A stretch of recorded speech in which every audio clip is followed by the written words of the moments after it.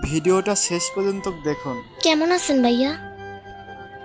এই তো আমি ভালো আছি, তুই কেমন আছিস? আর তোর যে কদিন দেখি নাই, কোথায় ছিলি? আমি ভালো আছি, কিন্তু আম্মা একটু অসুস্থ, তাই এই কদিন বাসার সব কাম আমারই করা লাগছে। তাই এই কদিন ফুললে বের হইতে পারি নাই। এখন তোর মা কেমন আছে? ভালো আছে একটু, কিন্তু ডাক্তার কইছে কিছু পরীক্ষা করাইতে হইব, তাই আজকে একটু ফুললে বের হইছি। ভাইজান, আফার একটা ফুল কিনা দেন। ফুল নেওয়ার যোগ্যতা সবাই রাখে না। শোনো, ভালোবাসি দেখেই এখনো তোমার সাথে আছি। আমার ফ্রেন্ডদের বয়ফ্রেন্ডরা ওদেরকে কত কিছু গিফট করে জানো, কত ভালো ভালো জায়গায় ঘুরতে নিয়ে যায়। আর তুমি আমাকে এই পার্ক ছাড়া কখনো কোথাও নিয়ে গেছো? আর সব সময় দিছো এই এক সস্তা ফুল। এত সুন্দর দেখতে, তারপরে ফুল নেওয়ার যোগ্যতা রাখে না। বাইরের দিকটা সুন্দর হলে হয় না রে, ভেতরটাও সুন্দর হতে হয়। কিছু মানুষের মুখে মধু থাকলেও অন্তর বিষ থাকে।